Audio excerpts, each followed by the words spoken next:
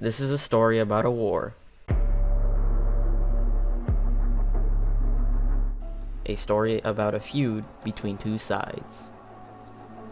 A story of destruction and chaos.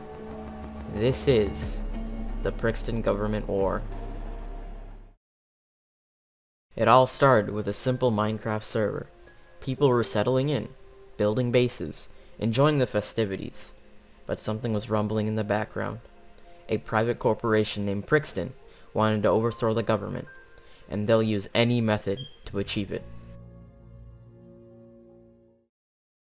It all started with the first radio transmission. Soon, Prixton began militarizing rapidly under the command of a mysterious and unknown leader. They declared that Polar Bear Guy, the current president of the server, was a tyrant and that the players should have more control over the server without a government controlling them. Prixton soon then started to spread, making their way to the Guy Money Hub. With their businesses, they also brought with them weapons of mass destruction. Their air force was not to be reckoned with, and their navy unrivaled. The first sign of the development of these weapons was a massive stealth bomber headed straight to the hub. However, stealth was the furthest thing it was, as Prixton had the brilliant idea to deploy it during the day, and government railguns quickly shot it out of the sky. After this, many jet aircraft donning the Prixton flag we seen flying overhead the hub and beyond. Prixton's next and best development was a huge aircraft carrier with the advanced stealth tech as it made its way to the coast of the hub without being detected by government forces. With the successful breach of the mainland hub area, Prixton sent out its mysterious Chaos Insurgency to put further pressure on Polar Bear Guy.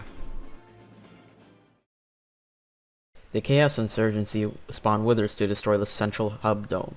In response, the government quickly erected a wall and worked on rebuilding the dome. Soon, Polar Bear Guy quickly organized a raid on the aircraft carrier, using the government's elite Raider Corps. Minor damage was caused to the carrier, but Polar Bear Guy was soon forced to retreat. In retaliation, Prixton set fire to the presidential mansion. Only the foundations were left. With his home destroyed and control of the server in danger, Polar Bear Guy formally declared war on Prixton. The war had begun. A few days later, the home of Ayer, a Prixton leader, was burned to the ground.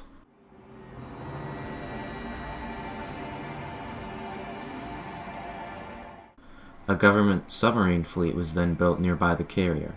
More skirmishes ensued, especially in the air. More and more of the Prixton air fleet was destroyed, with the government now fully mobilizing to meet the threat. Construction of a government airbase began, then an underground government bunker. However, Prixton had much more tricks up their sleeve. The carrier railgun had been constructed even before the war formally began, yet it had not yet been used, Prixton having been relying on their air power.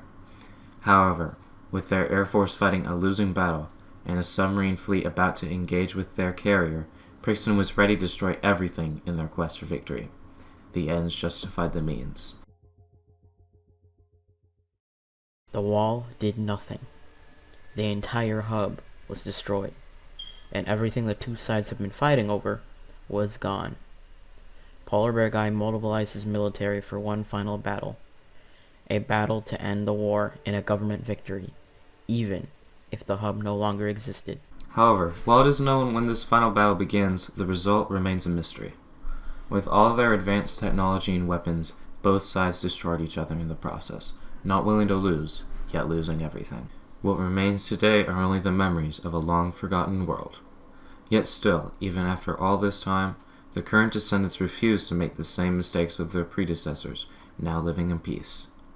If a new conflict were to arise, however, some worry the same mistakes will be repeated once more, no matter the destruction it once caused.